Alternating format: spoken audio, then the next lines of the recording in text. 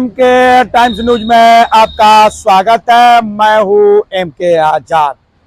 आज हम बात करेंगे कि झारखंड के सीएम हेमंत सोरेन ने शपथ ले ली और शपथ लेने के बाद पहली कैबिनेट बैठक में जो कुछ सामने आया, आज उसको आज हम टटोल लेते हैं, आज जान लेते हैं और आज उसी पर बात करने वाले हैं कि हेमंत सोरेन के शपथ ग्रहण समारोह में जो कुछ नज़ारे सामने आए वो किसी से छुपी बात तो बिल्कुल नहीं है।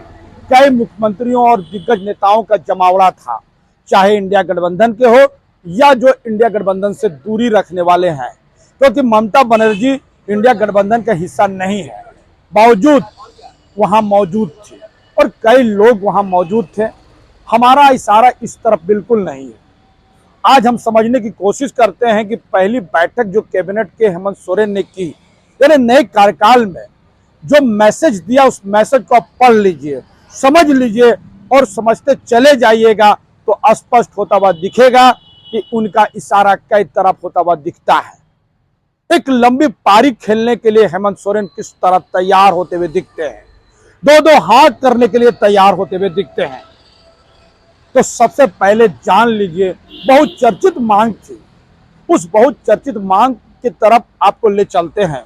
1,36,000 करोड़ रुपया केंद्र सरकार के पास बकाया, केंद्र के उपक्रमों के पास बकाया, तो समझते चले जाइए।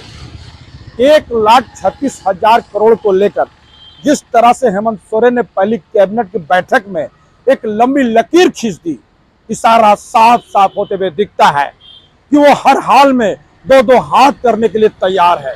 अपने हिस्से के जो मामले हैं उसको छोड़ने के मूड में बिल्कुल नहीं है, क्योंकि छोटी मोटी रकम नहीं है। एक छोटे से राज्य में 1,36,000 करोड़ बड़ी मायने रखती है और जब वो हिस्सा उनको मिल जाएगा तो समझ लीजिए कि किस तरह से विकास का पहिया झारखंड में तेजी से दौड़ता हुआ नजर आएगा। आकलन करने वाले आसानी से आकलन करते हुए नजर आते हैं। जी हाँ, क्योंकि कैबिनेट की पहली बैठक में 1,36,000 करोड़ को लेकर जिस तरह से हेमंत सोरेन ने रुख स्पष्ट किया कि जरूरत पड़ेगी तो कानूनी सहारा भी लेंगे। जी हाँ, कानूनी पहलू पर विचार करेंगे, तो समझते चले जाइए, यानी दो हाथ करने के लिए तैयार बैठे हैं। बड़ा दिलचस्प है, विपक्ष पर सवाल खड़ा हो रहा है, यानी जो झारखंड में विपक्ष के नेता भारतीय जनता पार्टी से सवाल खड़ा हो रहा है, क्या 1,36,000 करोड़ जो झारखंड के हिस्से का है, क्या उसको दिलाने में भारतीय जनता पार्टी के विधायक और सांसद साथ देंगे? बड़ा महत्वपूर्ण है। मैंने कहा ना, लंबी लकीर जरूर खींच दी है।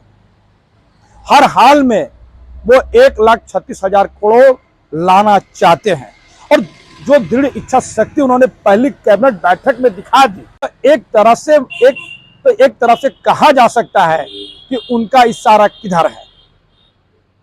तो आने वाला समय में यह भी पता चलेगा कि हेमंत सोरेन ने कानूनी सहारा लिया कि उन्होंने दबाव बना दिया। अब यह स्पष्ट नहीं है कि इस मामले में कोई आंदोलन की रूपरेखा तैयार होगी कि नहीं होगी, और अगर तभी जुबान से आदिवासी समाज को समझ लेने की कोशिश करेंगे तो स्पष्ट होता हुआ दिखेगा कि चुनाव के दौरान ही हेमंत सोरेन ने अपने लोगों को जो उनके वोट बैंक माने जाते हैं, उनको यह मैसेज जरूर दे दिए कि उनका बकाया 1,36,000 करोड़ नरेंद्र मोदी जी की सरकार हमें नहीं दे रही है, कि विकास को काम को उस गति से नहीं कर पा रहे हैं। तो एक तरह से आंदोलन के रूपरेखा भी आगे में तैयार हो जाएंगे, यह भी दिखने लगेगा। ऐसी बातें राजनीतिक कयासों का एक बाजार के साथ स्पष्ट होता हुआ दिखता है। चलिए अब दूसरी तरफ चलते हैं। एक लंबी लकीर इसलिए भी खींची गई क्योंकि बात किया गया था असम के टी ट्राइबल की। जी हाँ, झारखंड से जाने वाले जनजाति समूह, यानी जिस तरह से चाय बागान में काम करने के लिए झारखंड के जनजाति को असम ले जाया गया, जिसे टी ट्राइबल असम में कहा जाता है, उन जनजातियों की हाल समाचार लेने के लिए, उनकी परिस्थिति को जानने के लिए कमेटी गठन की बात की गई है और वो कमेटी जाकर असम टी ट्राइबल की पूरी परिस्थितियों को टटोलेगा और उसमें क्या किया जा सकता है इसकी संभावना को भी तलाश जरूर करेगा। जी हाँ, यह बड़ा महत्वपूर्ण है, क्योंकि जो लकीर हेमंत सोरेन खींचना चाहती है, इसमें दो लंबी लकीर है। पहले लकीर को समझ लीजिए, फिर दूसरी लकीर पर बात कर लेते हैं। तो पहली लकीर यह है कि जिस तरह से हेमंता बिस्वा शर्मा जो झारखंड प्रदेश में भारतीय जनता पार्टी के सब प्रभारी थे और आदिवासी मुद्दे पर जिस तरह से प्रहार करते हुए नजर आए, वो मुद्दा उठा रहे थे कि झारखंड के आदिवासी कम कैसे हो गए, संथाल, परगना और कोल्हान में आदिवासी कम कैसे हो गए, और जिस तरह से वो बात कहते हुए नजर आए कि इस तरह से घुसपैठिया जो है वो यहाँ की जमीनें और यहाँ की बेटियों को अपने पाले में ले जाने में कामयाब होते हुए दिखते हैं, तो समझा जा सकता है इसका जवाब हेमंत सोरेन ने चुनाव के दौरान ही दिया। लेकिन जो लंबी लकीर कैबिनेट के एक मीटिंग के बाद सामने आया कि कमेटी बनेगी, झारखंड के जनजाति है जो असम में पहुंचाए गए थे, उसके हाल को समझने की कोशिश करेंगे। तो पहले टटोल लीजिए कि ट्राइबल की क्या परिस्थिति है।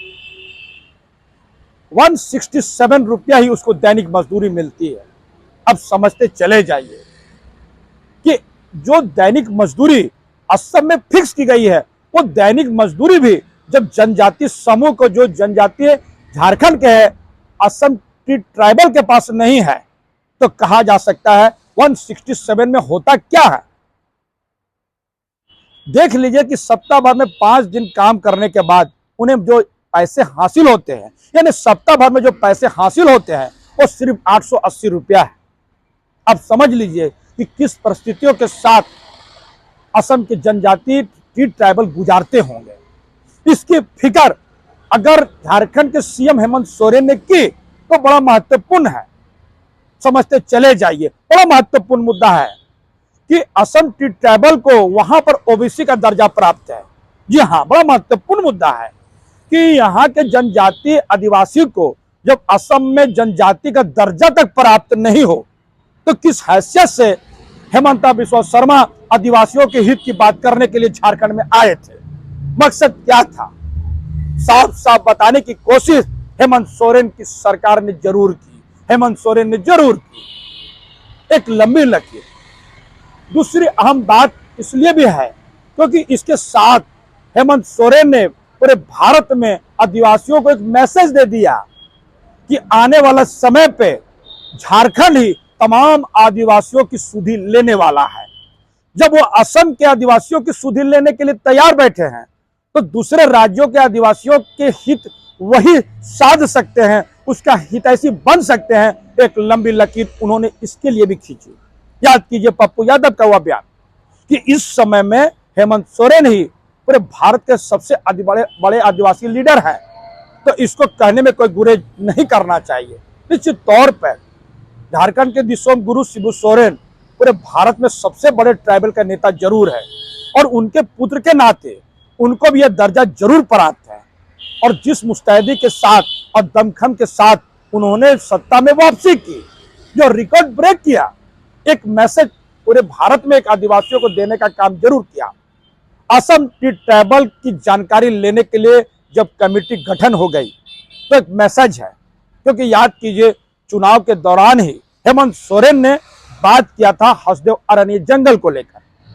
वो उठाते हुए नजर आते थे कि किस तरह हसदेव अरण्य जंगल को आदिवासी सीएम के रहते हुए पूरी तरह से वो इसको खत्म करने का काम किया। यानी आदिवासियों की जो जल जंगल जमीन है, यानी आदिवासी जिस तरह से जंगल से प्रेम करते हैं, पेड़ों की पूजा करते हैं, किस तरह से एक लोगों के लिए जंगल की कटाई की गई। करीब 2.5 लाख पेड़ काटे गए। यह सब कुछ तो चुनाव के दौरान नजर आया। सभाओं में हेमंत सोरेन ये कहते हुए जरूर नजर आए। तो 2 मैसेज है। तो सबसे बड़ा महत्वपूर्ण मुद्दा है कि हेमंत सोरेन ने जिस तरह से अग्निवीर, जो झारखंड के शहीद अग्निवीर थे, जिसको 10 लाख के साथ उनकी परिजन को नौकरी देने का काम किए, मैसेज तो टाइगर जयराम महतो के लिए भी है। वो मैसेज देना चाहते हैं कि महतो को हितैषी सिर्फ और सिर्फ जयराम महतो नहीं है, पूरी तरह से हेमंत सोरेन भी है। ट्राइबल की बात इसलिए भी बड़ा महत्वपूर्ण है क्योंकि उन्होंने 2 मैसेज जरूर दिया था। एक मैसेज था हेमंता बिस्वा शर्मा को लेकर कि अपने लोगों पर प्रहार करने की जो गलती झारखंडियों के लिए करते हैं, हेमंत सोरेन उसको माफ नहीं करते हैं। वो अपने विरोधियों को भी नहीं भूलते, जिस तरह अपने दोस्तों को नहीं भूलते हैं। क्योंकि जिस तरह से राहुल गांधी को, जिस तरह से उन्होंने तेजस्वी यादव को और जिस तरह से उन्होंने दीपांकर भट्टाचार्य को सम्मान देने के काम किए, तो स्पष्ट है कि ना हेमंत सोरेन दोस्तों को भूलते हैं, ना ही अपने दुश्मनों को भूलते हैं। यह मैसेज भी हेमंत सोरेन देते हुए नजर आए। तो हमारा ये छोटा सा विश्लेषण आपको कैसा लगा, अपने कमेंट्स बॉक्स में जरूर कमेंट्स करें। और जिन्होंने अभी तक हमारे न्यूज को सब्सक्राइब नहीं किया, कुछ सब्सक्राइब जरूर कर दे।